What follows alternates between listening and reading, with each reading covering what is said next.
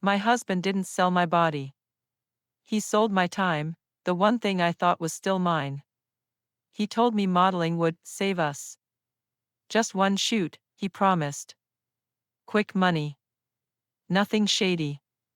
But the first time a man at one of those events grabbed my wrist and whispered, "Your sister said you'd be worth the price." I realized my life wasn't mine anymore. Not the clothes I wore. Not the jobs I accepted. Not the nights I stayed out while Ryan slept peacefully at home. He was drowning in gambling debt. I didn't know that yet, but someone had to pay his balance. Apparently, that someone was me. And the person helping him? The one sending offers, negotiating rates, collecting commissions? Not a stranger. Not an agent. My own sister. She helped him turn me into a paycheck. She told him how to push me, how to guilt me, how to shut me up with, "We're family. You want us to survive, right?"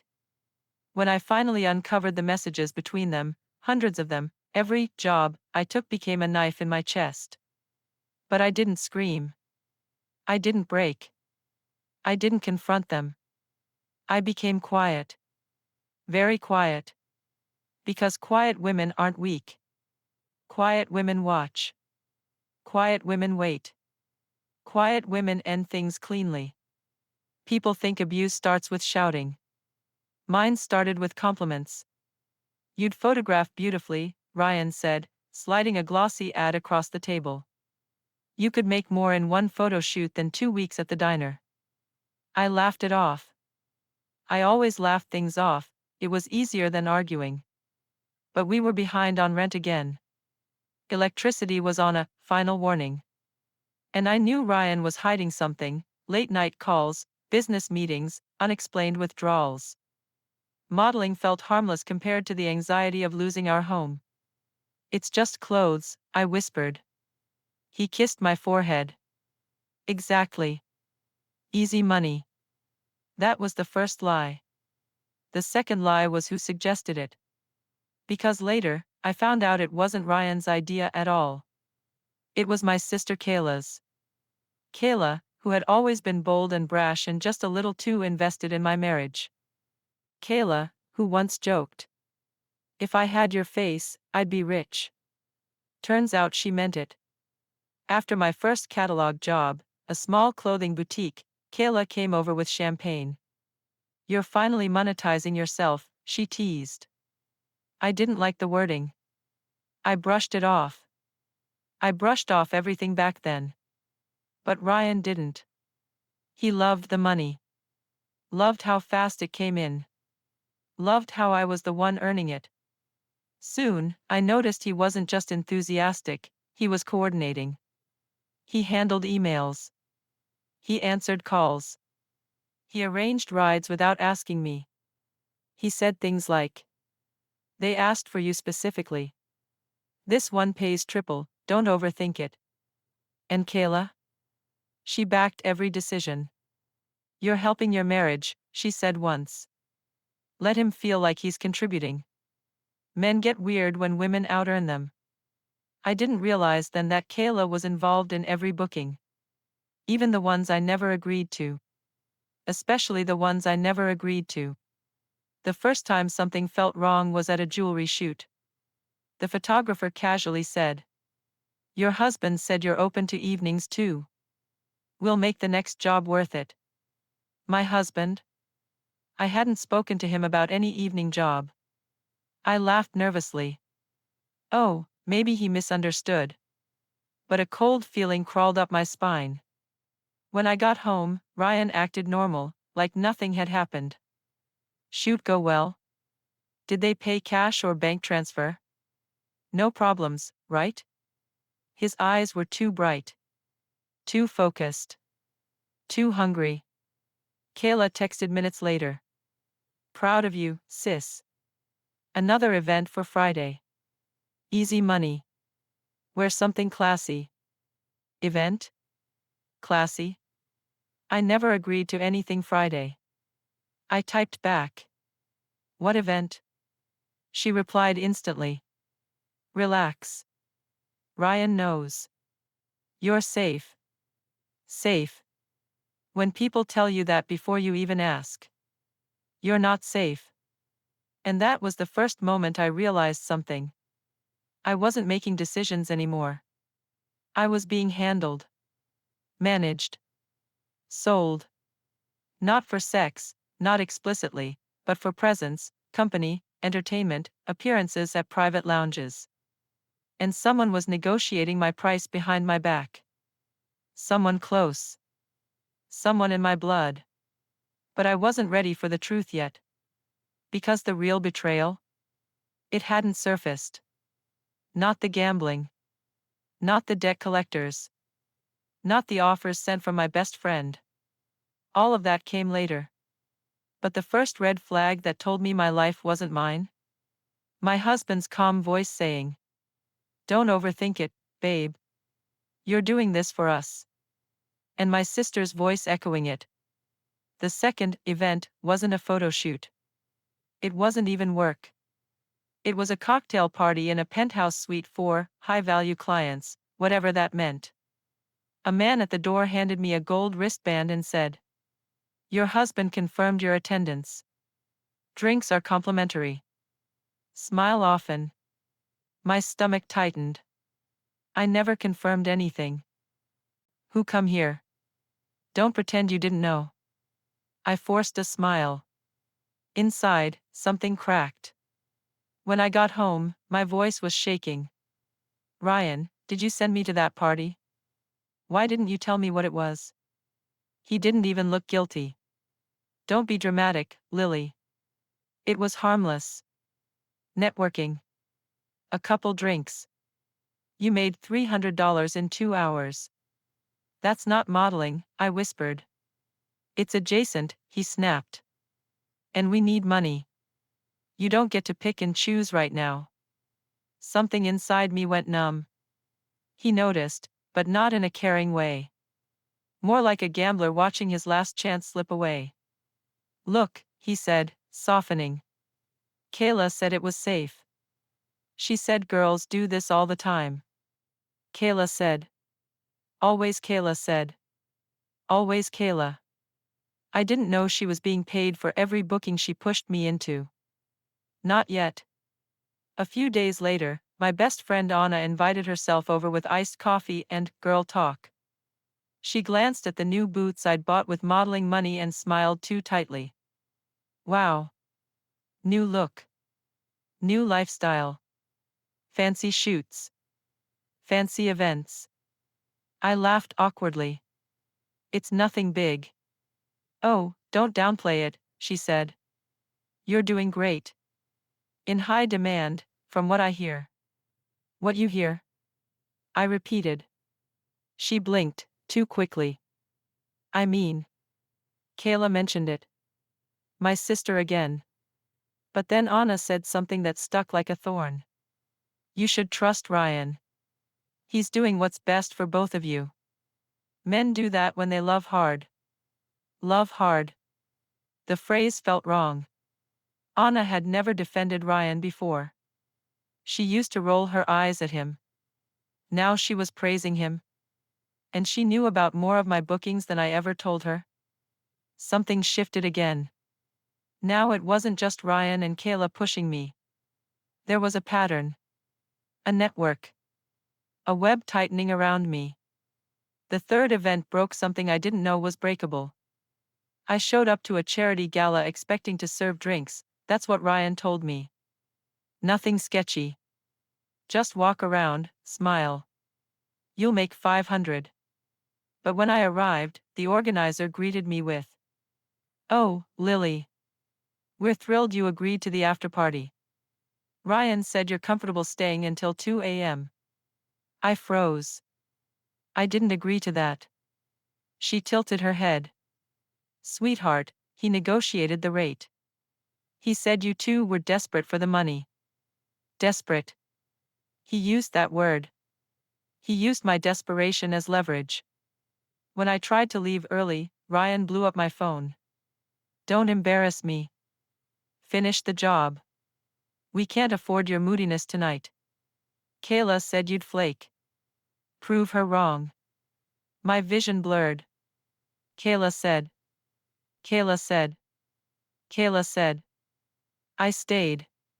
But something died in me that night. After that event, I confronted Ryan again. I want control of my own schedule, I said softly. You have control, he replied. You're choosing to be sensitive. I didn't agree to any of these jobs. But you did, he said, voice cold. When you married me. I stepped back slightly. He leaned forward, lowering his tone. This is how we survive, Lily. I'm making opportunities for us. Stop fighting me. His words should have scared me. Instead, they clarified everything. He wasn't working a job because he couldn't. He wasn't stressed, he was losing. He wasn't building a future, he was betting one. Everything suddenly clicked. The secret calls. The missing money. The panic. The obsession with quick cash. He was in debt. Deep. And I was the asset he was liquidating. A week later, I found the final confirmation. A voicemail. Not meant for me. Left accidentally. From a man with a gravelly voice saying, Ryan, I don't care if your wife is pretty or whatever. You owe 12 grand. 12. If she's making money now, I expect payments. No more excuses. I listened to that message 5 times. Soft-spoken women don't explode. We absorb. We observe. We don't forget. That night, Ryan came home drunk, carefree, whistling. Hey babe, he said. There's a new event Saturday. Good money. I looked at him quietly. He didn't notice the shift in me. He didn't notice that his wife was gone. That a woman who was done being handled had replaced her. People think breaking points happen in one loud moment. Mine happened in silence, tiny moments piling up until they became undeniable. The quiet is what kills you, not the chaos. And in the quiet, I began to notice things. Like how Ryan always grabbed his phone face down the second I walked into a room. Or how he suddenly got protective over his laptop. Or how my sister Kayla started showing up with gift bags, lotions, dresses, makeup, all things I never asked for. Brand collaborations, she'd say with a smirk. You need to look the part. Look the part. As if I was no longer her sister, but her product. Yet the cracks didn't fully reveal themselves until one morning when Ryan left early. He forgot to close his email tab. His mistake, not mine. I wasn't snooping. I wasn't invading privacy. I was confirming what my gut already screamed. The inbox was a graveyard of secrets.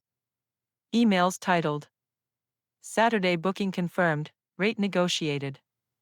Client wants her for private rotation. Sister says she's reliable. My heart dropped so hard it hurt. Sister? I clicked the thread. And there it was. A message from Kayla. If she hesitates, just push her. Tell her it's normal. I'll help cover for you. She trusts me. I stopped breathing. She trusts me. The words blurred. Below it, Ryan replied. Good. I'll get her to the gala. Debt guy said I need at least 1K by Monday. Debt guy. So the voicemail wasn't a one-off. It was the core of everything. Next message. Did Lily say yes to the afterparty? They pay triple for the pretty ones. Kayla wrote back. She will. She's too soft to say no. The screen went blurry. Too soft. As if softness was a weakness. As if gentleness was stupidity. As if my nature made me exploitable. I closed the laptop slowly. Quietly. No tears. No shaking.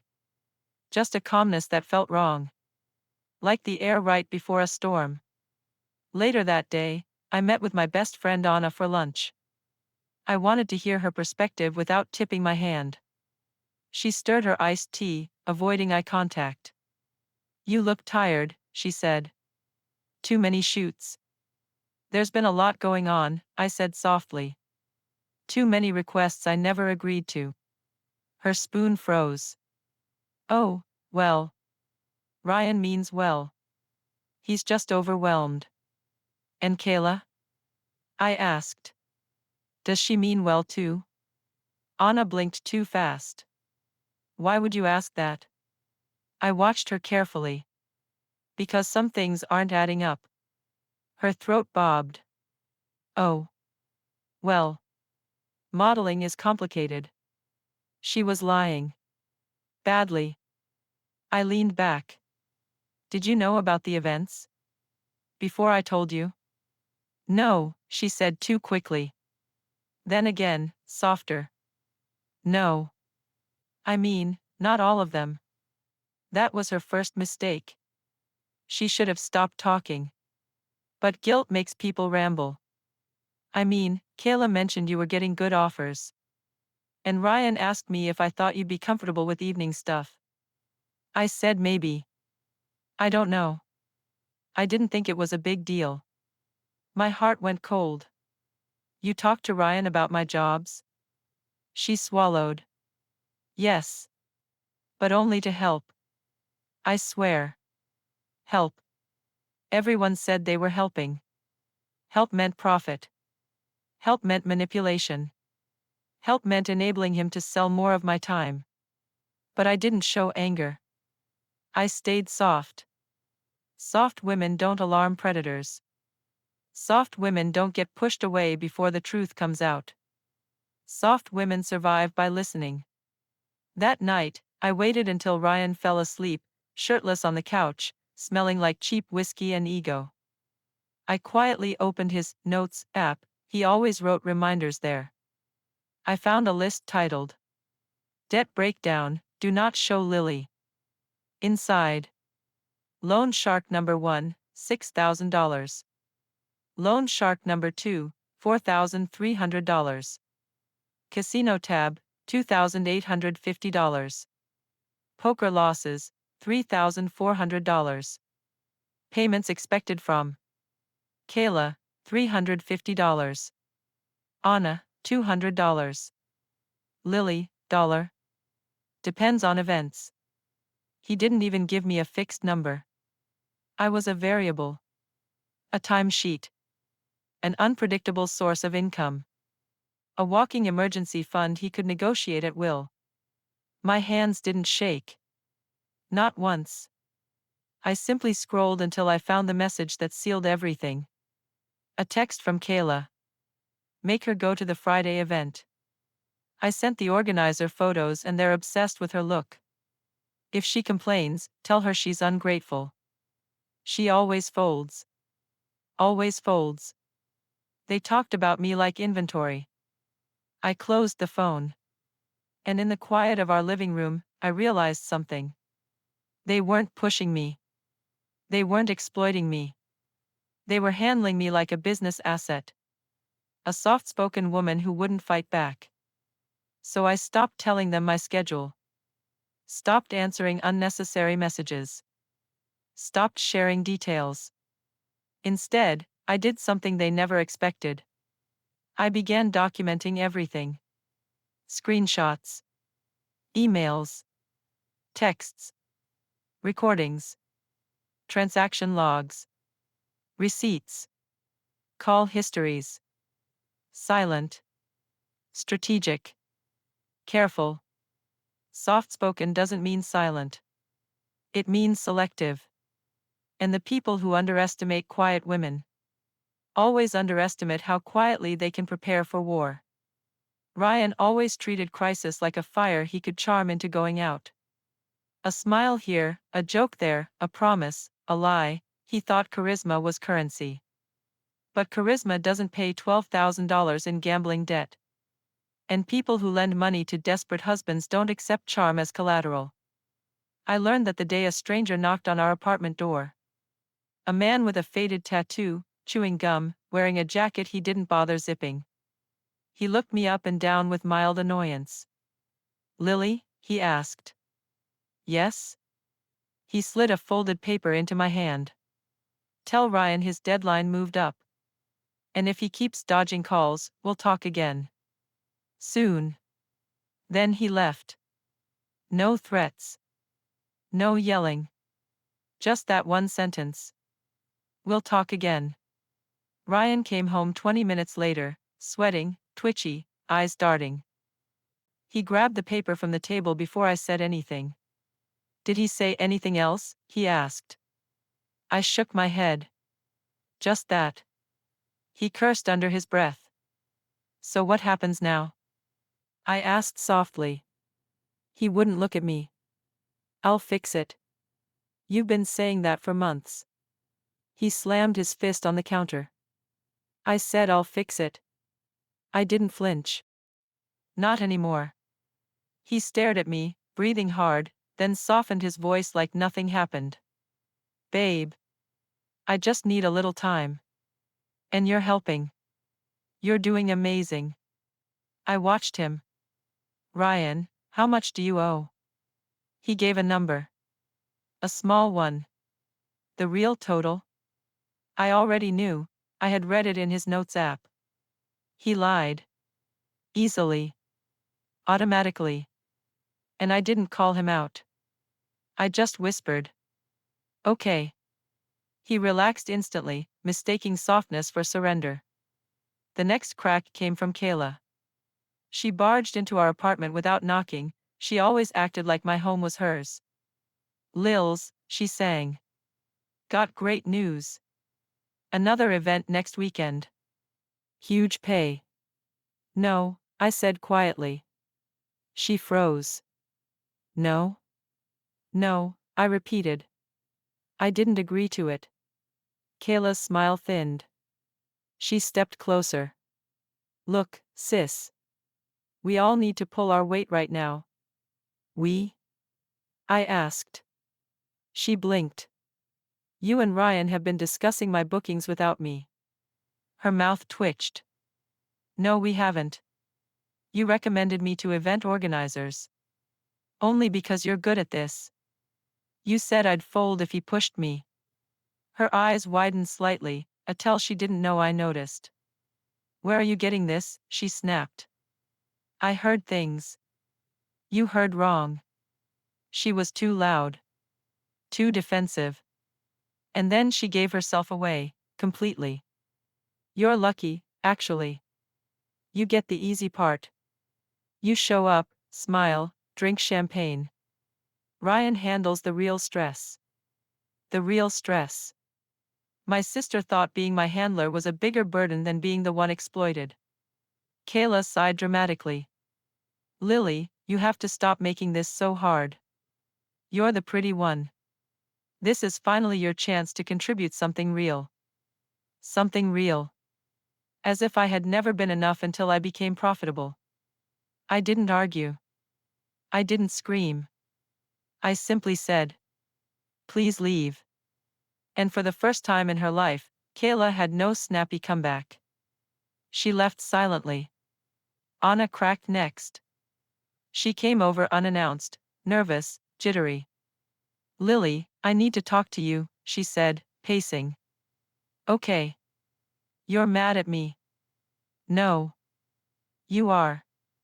I'm tired, I corrected. She swallowed. Look. I didn't mean to get involved. Ryan called me a lot. Kayla kept saying it was good money for you. I just passed along the offers I saw. I didn't respond. She fidgeted. Fine. I took a cut. A small one. But it wasn't personal. It was just business. I looked her in the eyes, calm as always. You took a commission on my life. Her chin trembled. I needed the money too. And I didn't. She broke down then, hands covering her face. It wasn't supposed to go this far. Ryan kept promising he'd pay us back. Kayla said you wouldn't even find out. I swear. I stood. Anna, I said softly. Go home. That was all. Quiet dismissal. It hurt her more than screaming ever could. With the cracks exposed, the house of cards finally collapsed. One night, at 2:18 a.m., I woke to Ryan whispering into the phone. I said I'm getting the money. She has another event Saturday. She'll show up. She always shows up. A pause. No, she doesn't know. She thinks it's modeling. Don't talk to her. Another pause. No, I'm not afraid of her. She won't leave. She can't afford to. I lay there, eyes open, staring at the ceiling. I didn't cry. I didn't move. I just absorbed. Ryan slipped back into bed, oblivious. His arm draped over me like nothing was wrong. Like I was still a resource. Still predictable. Still soft. Still folding. But by then, I wasn't folding anymore. I was documenting. Preparing. Waiting. Quiet women don't explode. Quiet women detonate. Ryan wasn't scared yet. He should have been. But manipulators don't fear consequences until they're drowning in them. Until then, they think they're brilliant swimmers. And Ryan thought he was Olympic level. I learned exactly how wrong he was when I finally discovered the full scale of his gambling. It wasn't through snooping. It was through a letter. A letter addressed to both of us, shoved into our mailbox by mistake because the landlord had the wrong forwarding address. The envelope was thick. Legal. Stamped with a collection agency's insignia. Ryan wasn't home. I opened it. And there it was. A detailed breakdown of all his accounts. All the missed payments. All the interest. All the penalties. All the threats. But the number that mattered most was circled. $34,600 owed. Immediate action required. 34,000. Not 12. Not manageable. Not a rough patch. This wasn't a debt. It was a drowning. And he had been holding my head underwater to keep his own above the surface. When Ryan came home later, humming like life was normal, I held the letter in my hands. He didn't even look surprised. He just glanced at it, rolled his eyes, and said, "Oh. That. You weren't supposed to see it yet." Yet. As if there was ever going to be a right time for him to tell me he turned our marriage into collateral.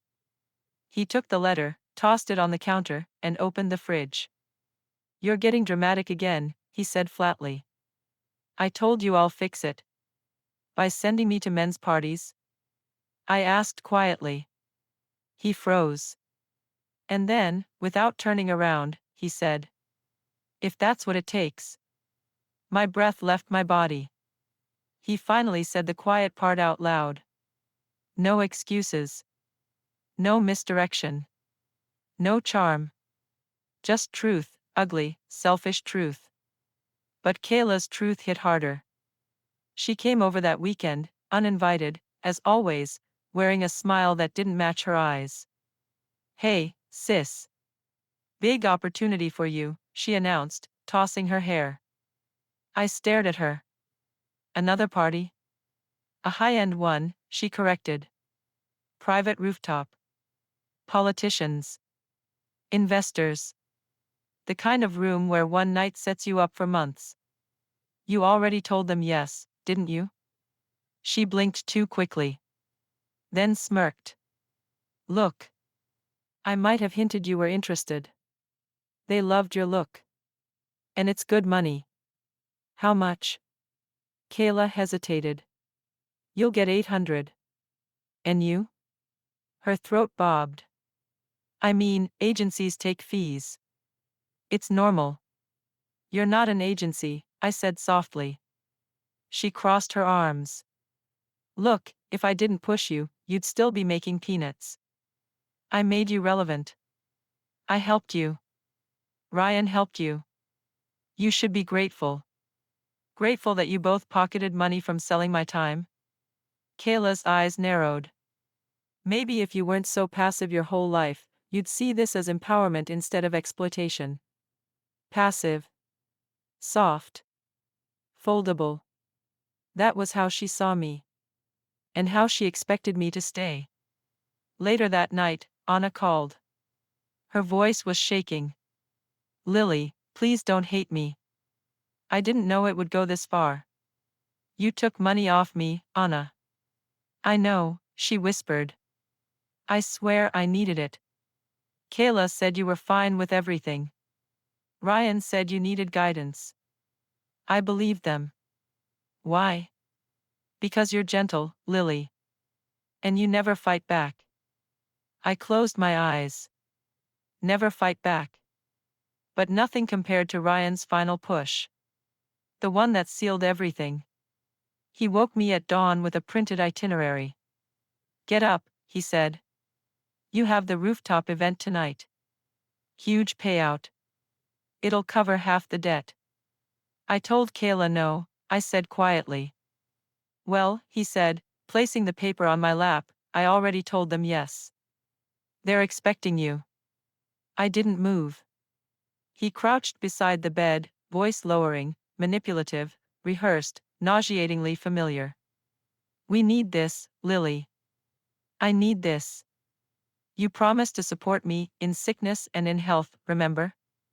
This isn't sickness, I whispered. This is you selling me. He rolled his eyes. You're being dramatic again. It's just a night. Look pretty, be polite, smile. You're good at that. You were made for this.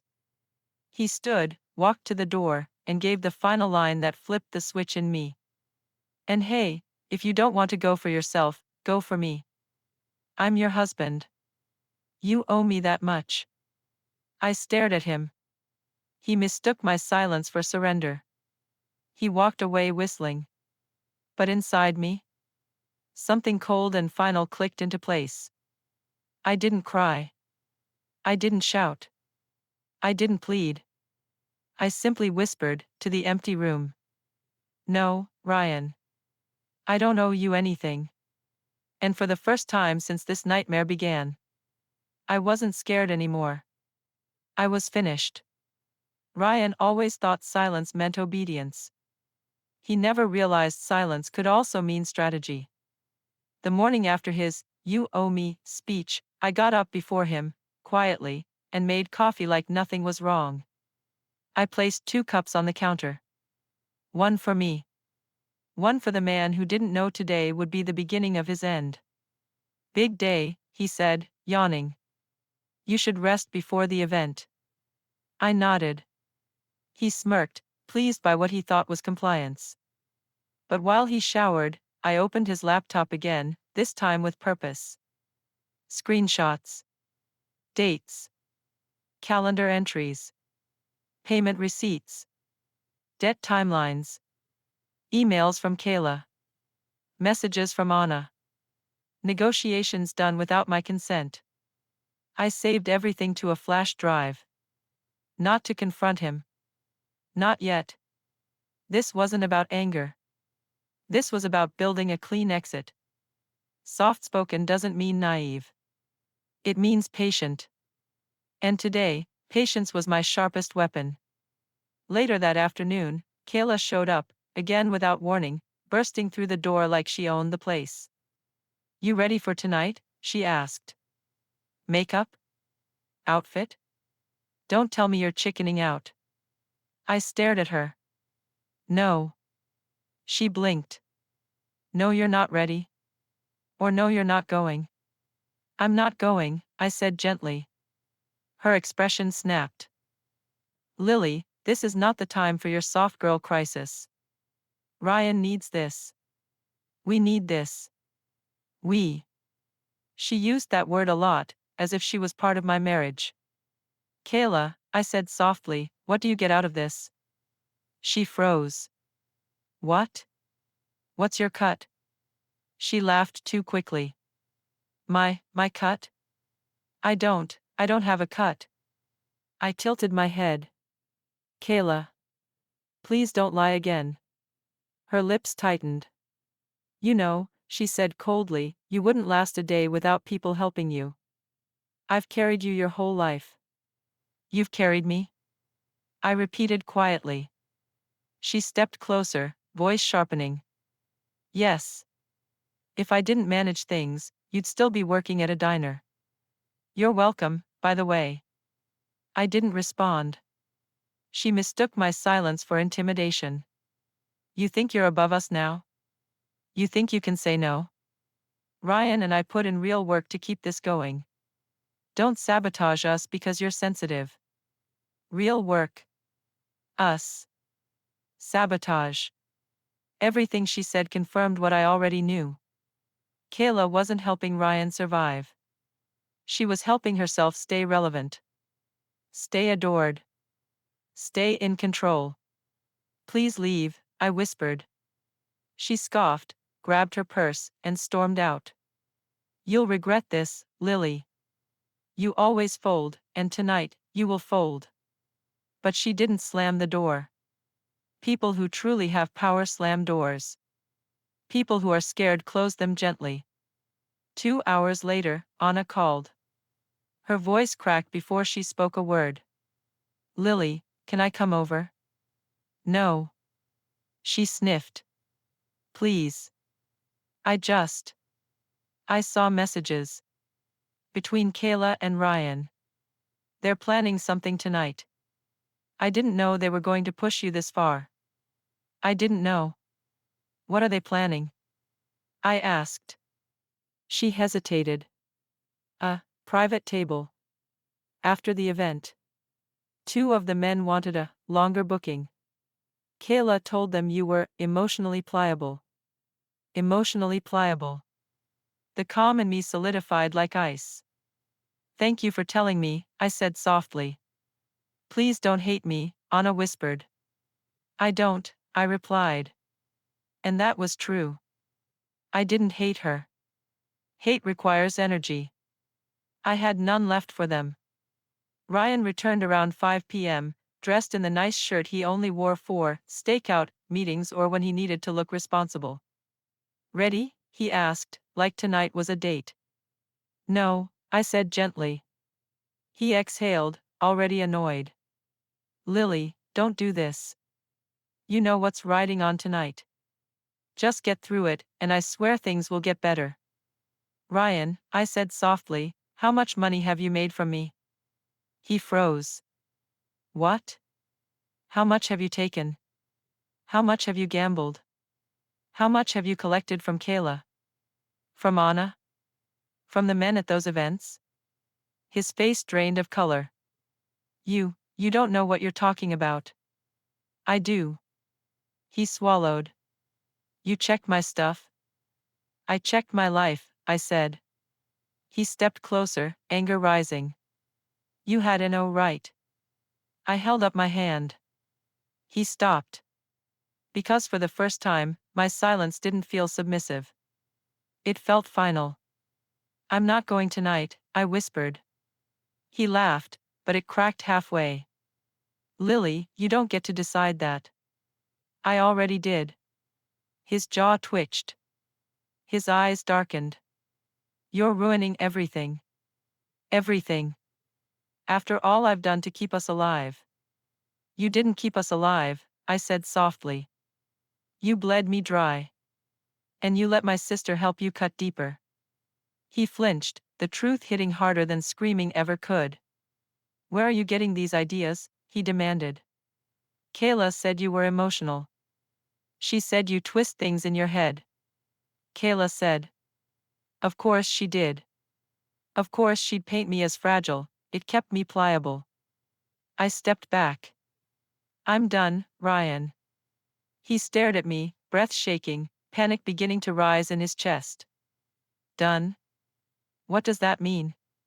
You're not leaving. I'm leaving, I said. And I'm taking myself with me. He reached for my arm. I stepped away. Quiet. Controlled. Untouchable. Don't go, he whispered. Please. Just do this one night. Just one more job. I'll fix everything. No, I said gently. And Ryan, the man who thought he could sell my time, my body, my safety, finally realized he couldn't control me anymore. Not with guilt. Not with desperation. Not with debt. And the moment he realized that, he became afraid. Really afraid. Ryan didn't follow me at first.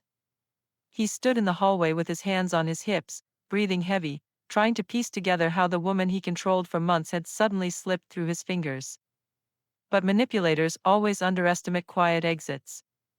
They expect tears, begging, drama.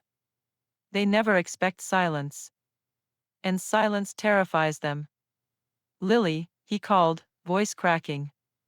We're talking about this. You can't just. His phone rang. A sharp, violent sound in the tension-frozen room. He glanced at the caller ID, and his face went sheet white. Kayla. He stepped into the bedroom quickly, shutting the door as if I couldn't hear through walls. I stood still, listening. Where is she? Kayla hissed. They're waiting. You promised she'd show. Ryan's voice shook. She said no. She's acting weird. She knows something. You idiot. Kayla snarled. I told you to keep her happy. Do you know how much money we're losing? Do you know how much I've invested? You? Ryan snapped. What about me? I'm the one who owes. And I'm the one who covered for your failures, she shot back. You think you're the victim? You think she's the victim? Please. She should thank us for giving her purpose. Purpose. My sister, my own sister, believed exploiting me gave me purpose. Ryan tried to lower his voice. Stop yelling. She might hear. I hope she does, Kayla barked. She needs to learn who's been feeding her for months. Without us, she'd be nothing. Nothing. I didn't move. Didn't breathe. Because now the truth was out loud. Ugly. Undeniable. Kayla wasn't jealous. Kayla wasn't misguided. Kayla wasn't just greedy. She believed controlling me made her superior. A queen pin of my life. She genuinely believed I belonged beneath her. Ryan whispered something I couldn't hear. Kayla exploded. You promised she'd go tonight. You told the organizers she was dependable. Do you know how embarrassing this is for me? Me. Her. Not once did she say my name with concern. Only possession. You fix this, she said. Or I'll fix you. She hung up. The door creaked open slowly. Ryan stepped out, looking like a man standing in the wreckage of his own bad decisions. Baby, he whispered, desperate, she didn't mean it. She's just stressed. We all are. I stared at him. He flinched. Because I wasn't glaring. I wasn't crying. I wasn't breaking. I was calm. Terrifyingly calm. Lily, please say something, he begged. I did. Just not to him. I walked to the living room, picked up my phone, and called someone I never expected to help me. Anna. She answered on the first ring. Lily? Are you okay? I've been freaking out. Come over, I said softly. I need you here. Right now? Yes. I hung up. Ryan stared at me, confused. Why her? He demanded. She's not part of this. I tilted my head. Ryan, she's very much part of this. He swallowed. His voice trembled. Lily, please don't do anything stupid. I'm not, I said. I'm just done being stupid for other people. He opened his mouth, but a knock cut him off. Anna stood at the door, pale, shaking, mascara smudged. She walked in like she was entering a police confession. Lily. I have to show you something. She pulled out her phone and opened a folder labeled Kayla/R. Inside, screenshots of payments, commission splits, conversations between her and Kayla, conversations between her and Ryan, photos she forwarded them from my social media. A note from Kayla, always tell her she's overthinking. She responds to guilt. Ryan lunged forward. Delete that. Anna recoiled. I'm done helping you, she whispered. You said she wouldn't get hurt. You lied. He turned to me. She's lying, Lily, she's trying to turn you against. Stop, I said quietly. He froze. And that was the moment he realized. I wasn't playing his pace anymore. I wasn't folding. I wasn't afraid. I held Anna's phone, scrolling through the evidence. Each line felt like a blade. Kayla, she's too soft to fight back. Keep scheduling. Ryan, I need the money. She doesn't have to like it. Kayla, tell her she's being dramatic. Anna, should I reassure her? Kayla, yes. Make her doubt herself. I closed the phone. And whispered. Where is the contract for tonight's event? Ryan blinked. What? The contract, I said. The one you signed on my behalf. Where is it? He stepped back. I deleted it. I didn't want you to, Lily, listen. You signed me up for something dangerous, I said softly. And you let my sister negotiate my price. And I swear, Ryan cried, voice breaking, I swear I did it for us. No, I said. You did it for you. For your debt. For your ego. For your addiction. He dropped to the couch, burying his face in his hands. I lost control, he whispered. I just needed one win. I didn't answer. He looked up. Please. Please don't leave. I'll change. I swear on my life.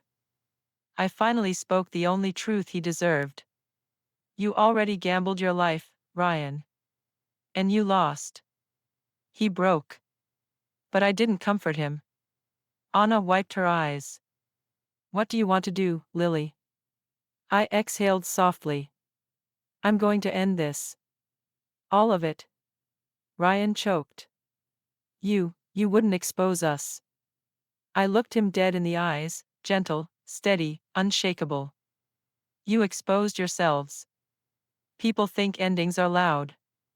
Mine wasn't.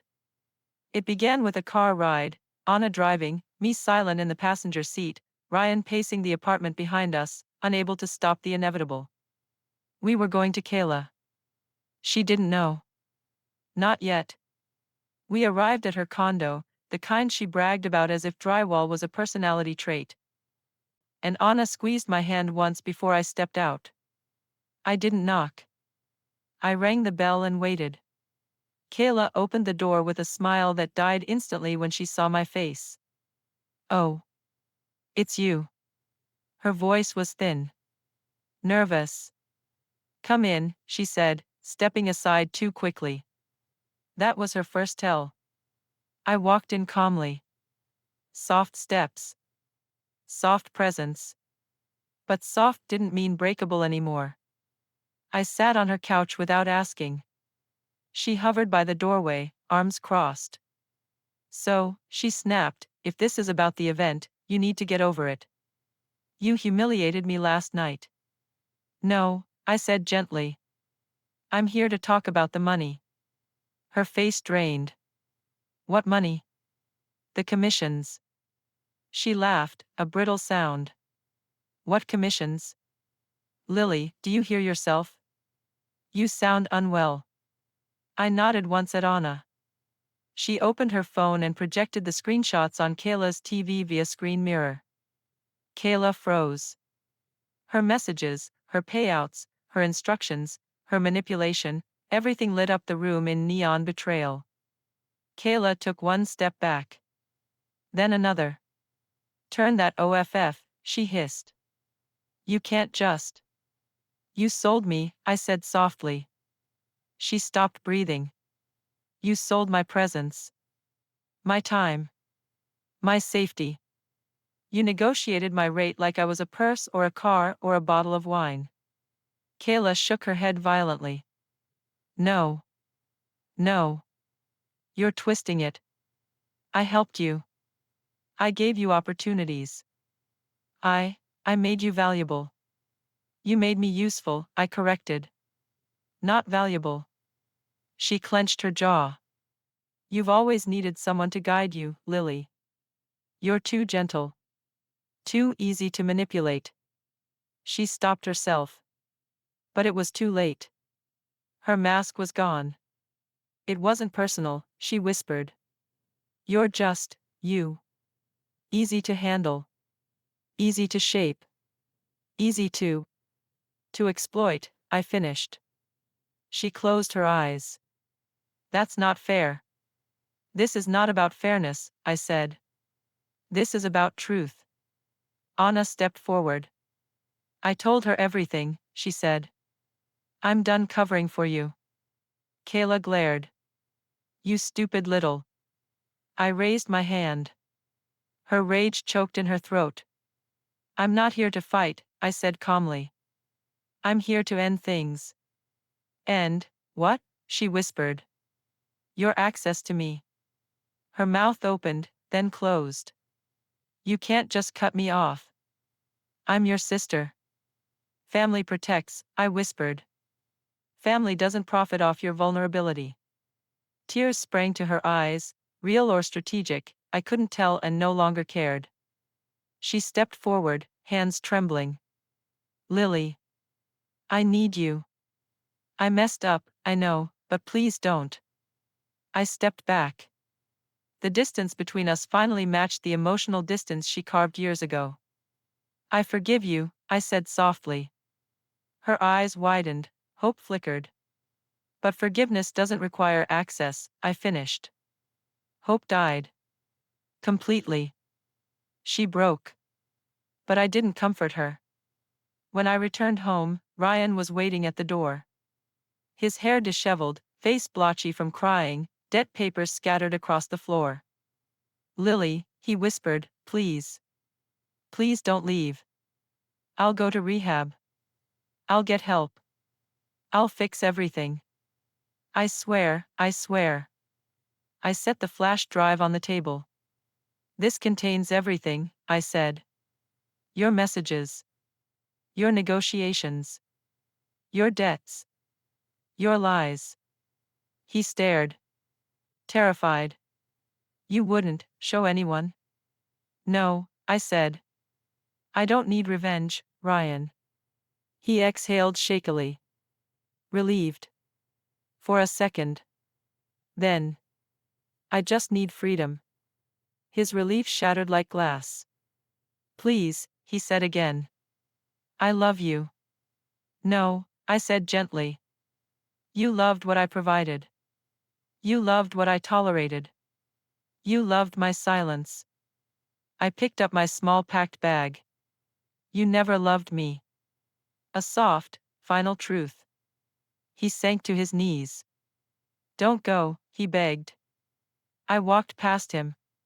He reached for my wrist, the same wrist he once decorated with a bracelet from my first modeling paycheck. I stepped away without looking back. Goodbye, Ryan. The door closed behind me. Quietly. Cleanly. Completely. Outside, Anna waited in her car. You okay? She asked. I will be, I said.